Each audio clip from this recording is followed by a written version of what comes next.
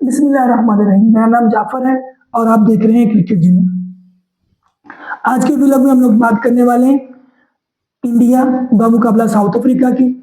और क्या ही जबरदस्त सॉफ्टवेयर अपडेट किया है साउथ अफ्रीका ने इंडियंस का। ये रोने वाली शक्लें इनकी निकली हुई थी जब ये लोग मैच आ रहे हैं। पूरा ग्राउंड पिन ड्रॉप साइलेंट था, किसी की आवाज तक नहीं आ रही थी और रोने वाली शक्लें हुई थी इन सबकी।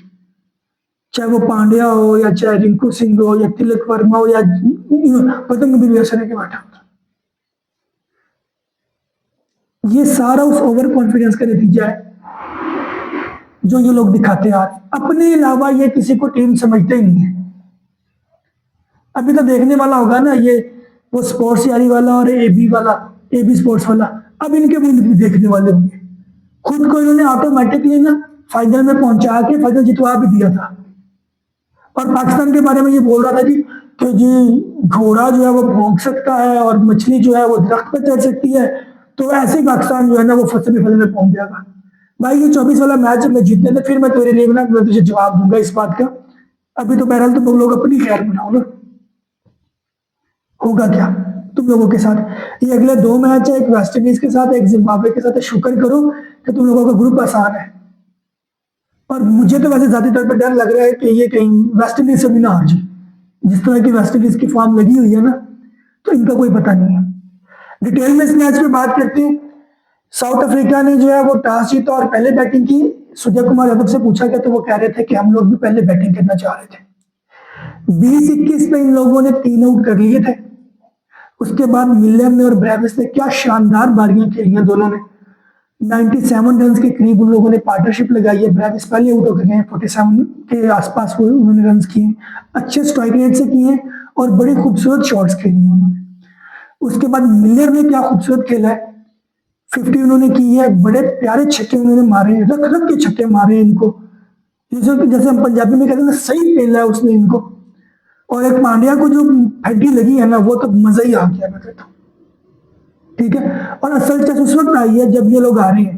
तो मैं तो यही कहूंगा कि जो मजा इंडिया की हार में है ना, वो तो प्यार में भी नहीं है। सुकून हो गया कसम से। बैठे अब ये जाके जी रीस्ट्रेटेजाइज करेंगे, हम ये कर लेंगे, हम वो करेंगे। फिलहाल तो इनको जो है ना वो बरनोल लगा दिया उन्होंने, ठंडा कर दिया उन्होंने। वन बाय वन बात करते हैं जी। मिलर के आउट होने के बाद जो है स्टब्स ने बहुत अच्छी बैटिंग की। खासतौर पे आखिरी ओवर में जिन्होंने हार्दिक पांड्या को आखिरी 2 गेंदों पे 2 छक्के मारे हैं, उससे तो मैच का जो है ना वो मोमेंटम सारा का सारे शिफ्ट हो गया। शुरू में मोमेंटम इंडिया के पास था। बुमराह ने एज यूजुअल बहुत अच्छी गेंद की, चारों के चारों ओवर अच्छे थे।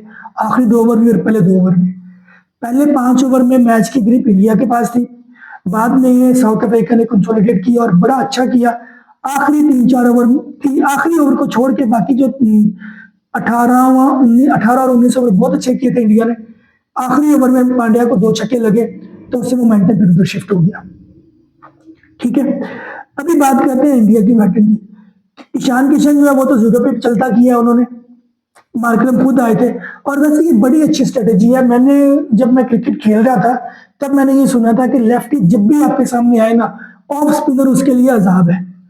सलमान अली आगा ने भी अभिषेक को ऐसे ही आउट किया था। और आज भी दोनों खब्बे थे तो दोनों के सामने मार्करम आया तो एक का तो सर ले ही दिया था वो। और अभिषेक शर्मा के बारे में तो बस मैं आमिर वाली एक ही बात कहूंगा कि जिसने कहा वंस अ स्लोगर ऑलवेज अ स्लोगर।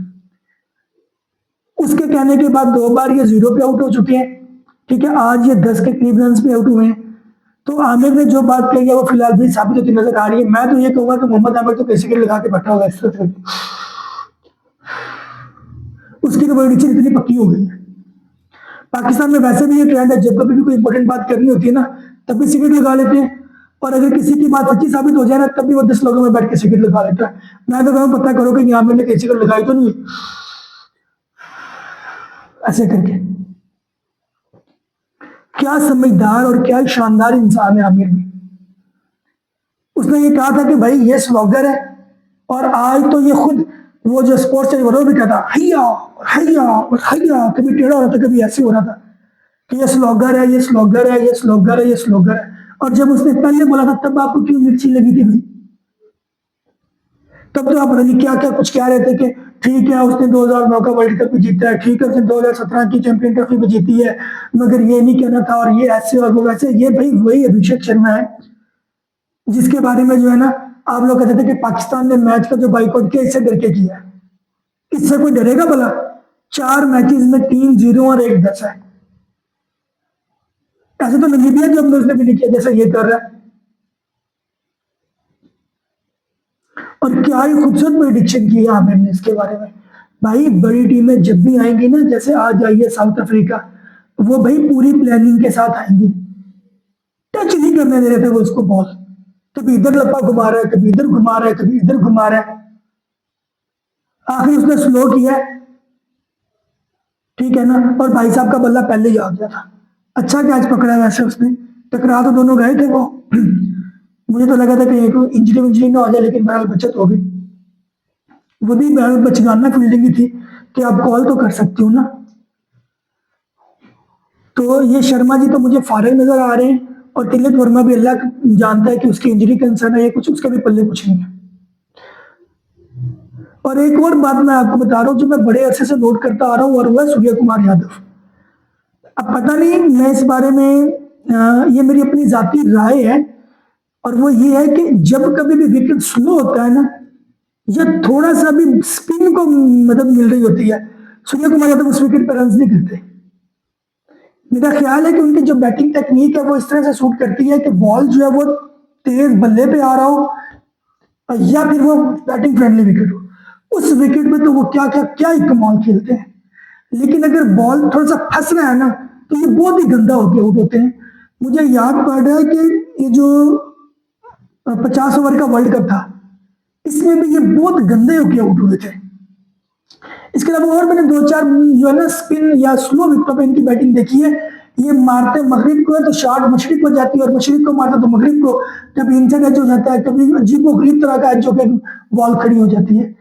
तो ये मेरे ख्याल में ये कमी है सूर्य कुमार यादव की बैटिंग में, उनकी टेक्निक में ये फ्लॉ है कि जो विकेट थोड़ी स्लो होती है, जहां पे स्पिनर्स को टर्न मिल रहा होता है ना, वहां पे ये फंसते हैं और बहुत बुरा फंसते हैं। आप नोट करें कि एशिया कप में भी शहनशाह ने जो इनको आउट किया था वो स्लो मार के आउट किया था। आज भी साउथ अफ्रीकन बॉलर मुसलसल इनको स्लो गेंद कर रहे थे।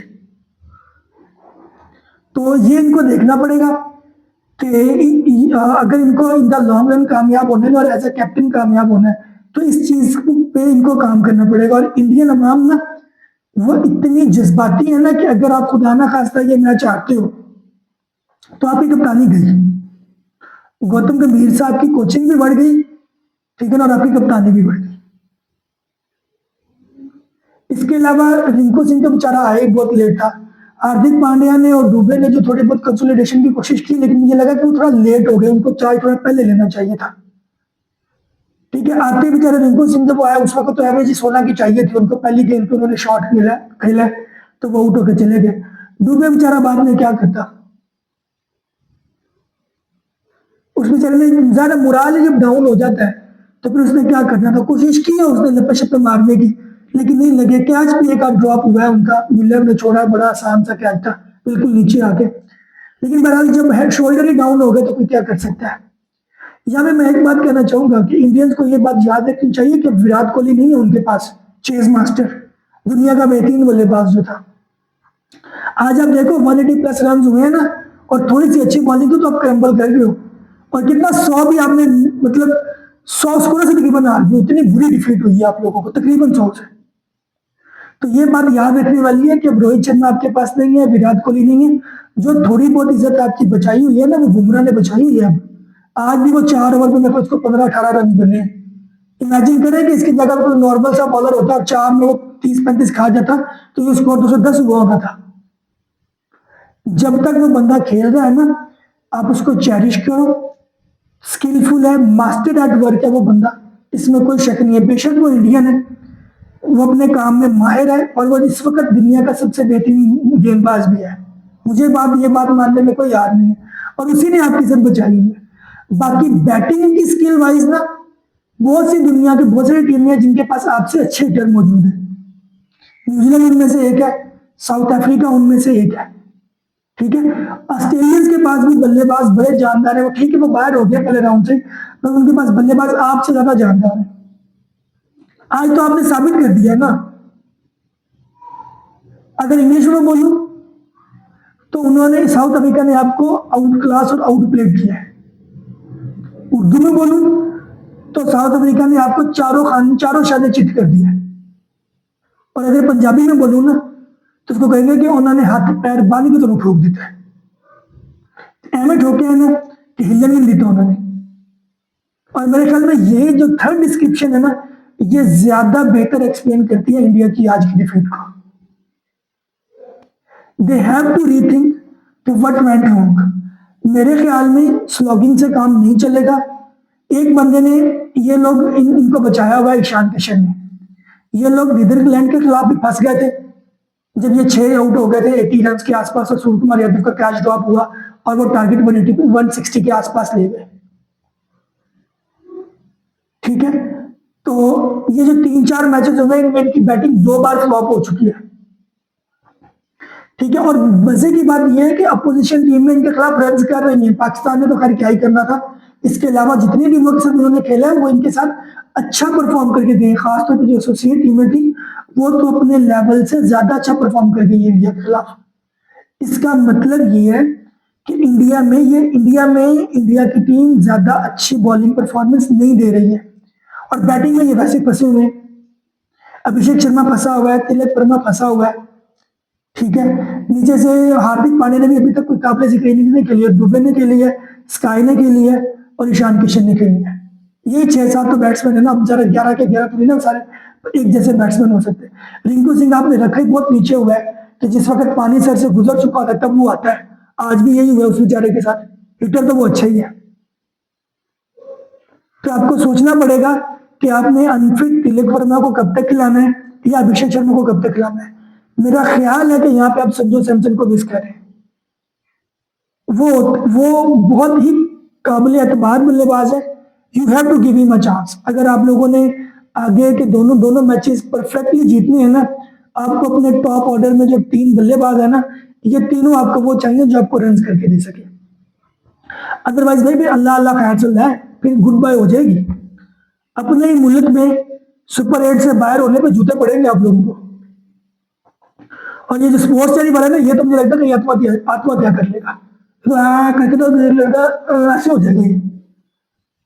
जितनी वो बकवास करता है ना, वो तो तेल शेल छिड़ा के आग लगा देगा खुद को। ये अपना सूर्य तो कम से कम जला ही देगा।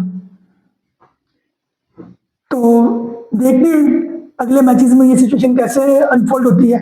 इंडिया का नेक्स्ट मैच चेन्नई में है, डिफरेंट कंडीशंस हैं, डिफरेंट एटमोसफेयर है और ज़ाहिर है अपोजिशन भी डिफरेंट है। तो मेरी जाती ख्याल यही है कि इंडिया आगे जाएगा। देखते हैं आगे क्या होता है चेन्नई में। नेक्स्ट व्लॉग के लिए अल्लाह हाफिज। Thank you very much.